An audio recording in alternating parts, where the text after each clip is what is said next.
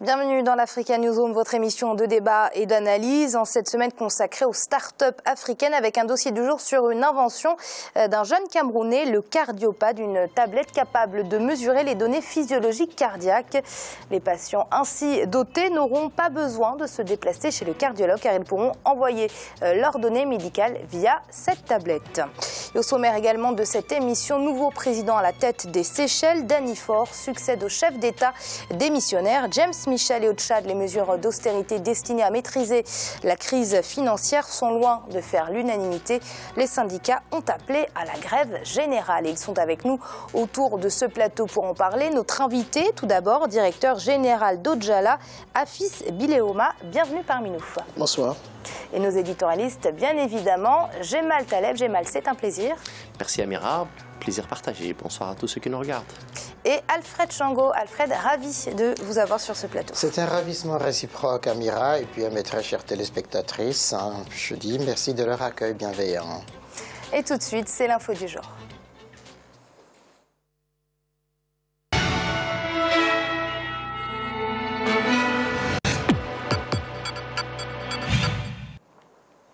Le président des Seychelles, James Michel, démissionnaire suite à la défaite inédite de son parti aux élections législatives du mois de septembre, a passé le pouvoir à son vice-président, Danny Faure. C'était ce dimanche 16 octobre. C'est un sujet qui nous a été réalisé par Corinne Camdem.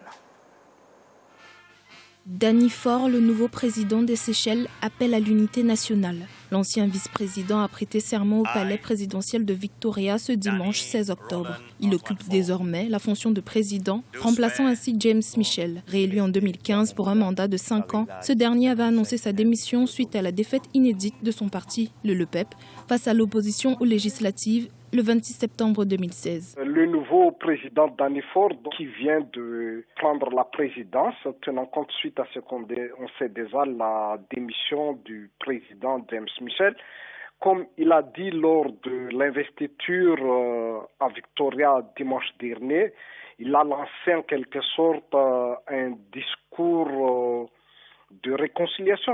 Il a demandé qu'il faut faire pour travailler ensemble et puis pour surmonter ce qui nous divise. En ce sens, c'est un appel auprès de l'opposition qui dispose la majorité à l'Assemblée nationale, qui est vraiment donc pour la première fois dans l'histoire de cet archipel. Comme l'article 55N de la Constitution séchelloise l'y autorise, Danny Faure entend mener à terme le mandat de 5 ans obtenu en 2015 par James Michel. Ce, malgré les protestations de l'Union démocratique séchelloise, la coalition de l'opposition qui réclame l'organisation d'un nouveau scrutin présidentiel. Il est dans la contrainte de s'ouvrir à l'opposition qui, comme nous le connaissons tous, réclame des nouvelles élections présidentielles. Mais même l'opposition, il avait déjà dit, et ses dirigeants ont déjà accepté la légalité légitime de M. Danny Faure. Et ce sera donc la question de comment s'appelle des rouages démocratiques et question de rapport de force, ainsi que la capacité d'ouverture du nouveau président Danny Faure qui sera en jeu. D'ailleurs, il va présenter à l'Assemblée nationale le mardi 18 octobre comment il va travailler ensemble et il se peut que ce sera à partir de cette date qu'il va mettre les jalons de son nouveau mandat. Danny Faure, issu du même parti que James Michel, aura son premier face-à-face avec l'opposition à l'Assemblée nationale ce mardi 18 octobre. Forte de sa nouvelle position au Parlement, l'opposition pourrait rejeter la proposition de l'équipe gouvernementale qui leur sera soumise par le nouveau chef de l'État. Alfred, le nouveau président qui appelle à l'unité nationale lors de son intronisation, qu'est-ce que ça veut dire que le climat qui prévaut actuellement aux Seychelles est tendu ? Disons pas tout à fait tendu, Amira, mais on sait que le parti Le PEP a perdu les élections législatives, ce qui a poussé à la démission du président James. Et donc aujourd'hui, Danny Force, son vice-président, lui succède. Il a posé là un acte quand même démocratique fort, de démissionner pour éviter la cohabitation et passer le relais à son vice-président. Maintenant, appeler à l'unité, ça veut dire effectivement que l'opposition est vent en poupe aux Seychelles, se disant ils préfèrent la dissolution de l'Assemblée pour aller directement à une nouvelle élection présidentielle. Mais ça risque de plonger le pays, effectivement, non pas dans le chaos, mais ça va retarder un certain nombre de projets qui étaient en cours, et le programme du président James du parti Le PEP. Et donc, c'est important, effectivement, parce que, évidemment, le président Danny Force, il n'a pas la majorité pour gouverner. Et donc, ça va être compliqué d'avoir un gouvernement de cohabitation, d'où cet appel-là à l'unité nationale et puis surtout à dépasser les intérêts personnels. D'ailleurs, il ne fait que relayer le message que l'ancien président a prononcé aux Nations Unies tout récemment. J'ai mal l'opposition qui réclame un nouveau scrutin présidentiel. Qu'en pensez-vous ? Je crois qu'il faut toujours s'en remettre au texte, que le texte prévoit, doit absolument être appliqué quel qu'il soit. Cela dit, le bon sens démocratique voudrait que dans des situations comme celle-là, des circonstances exceptionnelles comme celle-là, vu que le pays, le Seychelles, est un pays plutôt calme, plutôt tranquille, plutôt démocratique, qui a un indice de développement assez correct, et donc il est tout à fait logique que la maturité démocratique suive. Et on peut comprendre légitimement les prétentions de l'opposition. Cela dit, oui, Alfred a raison, si cela risque de causer une instabilité politique importante qui peut avoir un impact réel sur la sphère économique, ça peut être préjudiciable. Cela, non, les revendications ne sont pas illégitimes. Alfred, qu'en pensez-vous après la défaite du LEPEP et la démission du président? Doit-il y avoir de nouvelles élections? Je pense que les règles du jeu sont assez claires. Mais évidemment, la contestation de l'opposition est liée au fait que ça devient presque une tradition. Albert René avait aussi démissionné de la même façon, passé la main au président James. James, après cette défaite, passe aussi la main, mais c'est prévu de toute façon, c'est pourquoi le système président-vice-président fonctionne. Il est là pour achever le mandat du président sortant et donc aller jusqu'au terme, c'est un mandat de 5 ans, aller jusqu'au terme de ce mandat-là. Je crois qu'il n'y a aucune raison effectivement pour que le président dissolve l'Assemblée, d'autant que les élections viennent d'avoir lieu. L'opposition a remporté ces élections. On va dans la cohabitation. Et puis là, il faut que le bon sens démocratique et républicain triomphe. Le parti du président démissionnaire et du nouveau président est l'ex-parti unique au pouvoir depuis 1977. Nous sommes en 2016. J'ai mal. La défaite aux législatives de ce parti n'est pas vraiment étonnante. Les populations, en fait, ont envie de changement. Moi, je fais partie de ceux qui pensent que plus on dure au pouvoir, moins on a forcément des choses à apporter. La question, c'est tout est dans la durée. En peu de temps, on ne peut pas faire beaucoup de choses. En trop longtemps, on ne fait plus rien. Et donc, il faut toujours trouver un juste équilibre entre les deux. Mais je pense absolument que plus on dure longtemps, moins on est imaginatif, moins on est productif. Mais quand on dure aussi 5 ans, parfois même 10 ans, je veux dire, l'idée de pouvoir faire un travail dans la durée n'a aucun sens. Regardez les pays démocratiques d'Europe et d'Amérique du Nord. On n'est plus capable d'organiser aucun plan de développement important pour une raison simple, c'est que le temps ne le permet plus. Toutefois, les Seychelles est un pays particulier. C'est-à-dire que c'est un pays calme, tranquille, il faut bon vivre, ce n'est pas la plus grande démocratie au monde.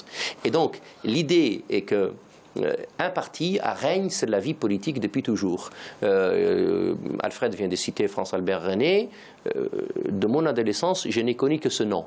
Et donc, il y a une espèce de féodalité assise qui en soi devient indéboulonnable. Mais l'indice de développement humain des Seychelles est tel que cette situation ne peut pas durer longtemps. Et donc, l'appel, la demande, le besoin de changement est tel que de toute façon, qu'ils résistent ou pas, ils seront à contre-courant. Et à contre-courant, on ne dure jamais longtemps. La question, encore une fois, est toujours l'équilibre entre trop longtemps et pas assez longtemps. Alfred, on a le PEP aux Seychelles, mais on a aussi l'ANC en Afrique du Sud, on a le FLN en Algérie. Des partis qui sont au pouvoir depuis les indépendances n'ont-ils pas fait leur temps ? Je ne dirais pas qu'ils ont fait leur temps, mais disons qu'on arrive à ce que, j'ai mal dit correctement ici, et politiquement correctement, à la sclérose, au fond, à la sclérose. On dure trop longtemps, on n'a plus rien à proposer au fond, il faut le renouvellement. Alors le cas des Seychelles quand même, c'est que c'est à la fois le même peuple qui demande la cohabitation, donc c'est différent, mais sinon pour ces vieux partis... C'est pas toujours les mêmes, et la comparaison entre l'Algérie et les autres n'est pas de mon point de vue forcément à faire. Chaque pays a ses réalités, chaque pays a son histoire, et puis pardon, oui, mais l'Algérie, la sclérose est là, hein, on le voit. Non, mais la sclérose n'est pas due au FLN, elle est due à autre chose. Ah si, mais enfin, mais les hommes du FLN qui sont au pouvoir... Le FLN, vous comprenez aussi que les Algériens ont une histoire, une dette morale vis-à-vis des FLN qui ont conduit la guerre de libération. Mais ça va durer comme l'Afrique du Sud avec l'ANC. Mais c'était mon deuxième exemple. Ça va durer tant que le peuple le souhaite. Mais cher Alfred, c'est pas à toi et moi que le décider. Non, c'est pas le peuple qui le décide. Quand mais même. Tu acceptes que l'ANC c'est le peuple qui décide? Non plus. Bah, c'est qui je décide dis alors. en Afrique du Sud, c'est pipé. Pourquoi c'est pipé? Oui, mais de plus en plus, on voit mal. Attention, messieurs, laissez-vous parler, sinon on entend mal. Alors. De moins en moins, cher Alfred, de moins en moins on accepte, parce qu'encore une fois, il y a une ouverture. Afrique du Sud, c'est clair. Parce qu'il y a une ouverture démocratique en Afrique du Sud qu'il n'y a pas en Algérie, c'est une réalité. Toutefois, tu ne peux pas enlever aux Algériens le regard qu'ils ont, c'est la légitimité historique du FLN et l'importance que ce parti apporte à leurs yeux. Toutefois, il n'y a aucun doute que le besoin de changement est là. La légitimité aussi du FLN est là et on ne peut pas enlever l'un ou l'autre. Alors après, tu me diras quelle est la valeur et la validité des élections en Algérie. Je ne suis pas capable d'en juger par moi-même. Je suis absolument capable d'en juger. Après, suivre la meute et taper sur les gouvernements algériens mathématiquement, c'est trop facile. Je n'ai pas d'explication. Ça n'est pas. Alfred, très rapidement. Oui, ça n'est pas très facile. Non. Il faut regarder les faits, tout simplement. Regardez comment l'Algérie, qui est l'une des puissances économiques de l'Afrique maghrébine, comment aujourd'hui est en train de stagner politiquement parce que le président de la République, qui est un historique justement du FLN, ne peut pas aller au-delà. Qu'on se souvienne des années noires de l'Algérie. Pourquoi ? Parce qu'il y a eu faillite du FLN qui a amené le fils aux portes du pouvoir. Je finis juste un mot. Auquel, s'il vous plaît, le président Bouteflika, depuis 1999, a apporté une solution considérable et a réussi à mettre fin à la guerre civile dans ce pays. Il ne faut pas l'oublier. On ne vient pas les martyrs, ceux qui ont perdu de nombreux membres de leur famille aujourd'hui sont dans le deuil perpétuel parce qu'ils n'ont jamais retrouvé les corps des leurs. Au moins, on va s'arrêter là. Le mérite de Bouteflika, c'est qu'il y a mis fin. On parlait des Seychelles, messieurs, on a dévié sur l'Algérie. On va maintenant parler du Tchad, ce qui était prévu, puisque 2 mois après les mesures prises par le gouvernement afin de maîtriser la crise financière que traverse le pays, l'atmosphère sociale reste toujours tendue dans le pays. Les institutions de la République et les différents services de l'État sont paralysés par les multiples grèves des syndicats qui durent depuis 1 mois maintenant. C'est un reportage de Mahamat Ramadan, commenté par Idlet Belbissou. En raison de la baisse du prix du baril du pétrole depuis 2 ans, le Tchad connaît des difficultés financières. Les mesures prises il y a 2 mois par le gouvernement pour le redressement économique ont des conséquences sur le fonctionnement des institutions du pays. Les réformes des institutions, l'adoption des coupes budgétaires et la suppression des primes des fonctionnaires ont engendré des tensions sociales dans tout le pays. Certains hommes politiques estiment que le manque de dialogue serait à l'origine des grèves répétitives que connaît la fonction publique. Les 16 mesures prises par le gouvernement n'ont pas été des mesures réfléchies. Quand je dis ça, parce que normalement, quand on devrait prendre des mesures qui devraient englober toute la nation, on devrait au moins consulter la base. La base, nous, en tant qu'élus du peuple, normalement, on devrait être consultés dans ce sens. Et même les syndicats, tous les syndicats qui sont concernés, devraient être consultés pour qu'il y ait au moins des réflexions communes pour jeter les bases. Mais quand le gouvernement décide comme ça et jette des mesures, Je crois que ça pose problème. Et maintenant, le pays est en tension. Pour protester contre les mesures de restriction budgétaire du gouvernement, les syndicats des travailleurs de la fonction publique ont appelé à la grève générale dans le pays depuis 3 semaines. L'opposition se dit inquiète de la tension sociale et appelle les deux parties à dialoguer pour une issue pacifique. Je pense que ces mesures, même si elles visent à juguler la crise financière ou bien la passe financière dans laquelle nous nous trouvons, il faut, n'est-ce pas, faire ça avec tact. Il faut dialoguer. Au lieu d'imposer des mesures dans un régime démocratique, ça passe pas. Rappelons que le gouvernement tchadien a pris 16 mesures d'austérité en août 2016 pour faire face à la crise financière que traverse le pays depuis 2 ans. Parmi ces mesures, la suppression des primes des fonctionnaires et la réduction de moitié des budgets de fonctionnement des grandes institutions du pays. J'ai mal une fonction publique presque paralysée, des grèves qui durent depuis 1 mois. Fallait-il s'y attendre ?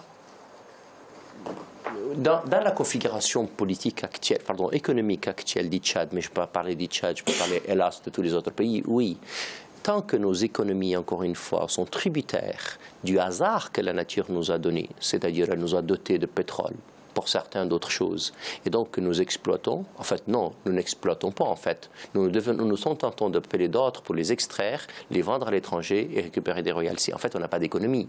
On est simplement des rentiers qui vivons sur des rentes que le hasard, la nature en fait, nous a données. Tant que nous sommes sur cette logique, nous serons tributaires du marché, c'est-à-dire la consommation des matières premières à l'étranger. D'ailleurs, même pas la consommation en fait. La logique des traders, c'est le marché international. Tant que nous sommes tributaires de cela et que nous ne sommes pas capables par nous-mêmes de créer une économie qui est basée sur la production et la consommation, nous ne serons jamais capables de donner une politique économique et un bonheur de développement à nos peuples. Et donc le Tchad, évidemment, n'échappe pas à celle-là. À partir du moment où vous tirez un bénéfice assez important de votre pétrole et que du jour au lendemain, ce bénéfice est divisé de moitié, même parfois de 60%, il est normal que vos politiques économiques ne soient plus viables et que, vous n'êtes même plus capable de payer vos salariés. En définitive, le Tchad paye ce que tout le continent est capable de payer. Encore une fois et définitivement, ayons l'intelligence d'avoir des politiques économiques diversifiées, capables de créer de la valeur ajoutée et un emploi durable. Je reviens du Bénin. Quel extraordinaire pays qui n'a pas tellement de matières premières et qui est capable de nourrir en bonne partie, sa population par le fruit, le travail et le labeur de ses citoyens. Alfred, ce qui a mené à ces grèves, ce sont donc les mesures d'austérité prises par le gouvernement pour essayer de maîtriser la crise financière due à la chute du prix du baril. Justement, comment appréciez-vous ces mesures? Est-ce que vous estimez que ce sont des mesures judicieuses et à la hauteur de la situation, selon vous? Ça montre surtout, Amira, que Idriss Déby n'avait pas pris depuis longtemps la mesure justement de la situation économique de son pays, même si plusieurs fois il y a des budgets qui ont été revus à la baisse, mais qui s'est reposé justement sur la rente pétrolière, sans penser effectivement qu'un jour il y aurait baisse de ses cours et qu'en même temps il fallait réorienter autrement l'économie tchadienne. De deux, nous disons souvent ici il faut une planification politique des actions à mener dans le court, le moyen et le long terme. Ça n'a pas été fait. Donc du coup aujourd'hui, le Tchad est rattrapé justement par la crise du pétrole, mais aussi parce qu'il n'avait pas été prévu non plus par le Tchad, mais ça c'est pas imputable à Idriss Déby Itno, c'est plutôt à la conjoncture sécuritaire de la région, à se retrouver au devant de la scène de la lutte contre le terrorisme en Afrique et a engagé énormément de frais et engagé son armée là-dedans. Donc du coup, tout cela mis bout à bout, ça pousse à quoi? Justement à ces mesures d'austérité, à réduire tous les budgets pour que tout le monde participe à cet effort-là. En même temps, on l'a vu tout récemment, Angela Merkel, Idriss Déby au Tchad, promettre justement de soutenir l'économie tchadienne, la politique tchadienne, justement de sécurité, de lutte contre... J'ai mal très rapidement.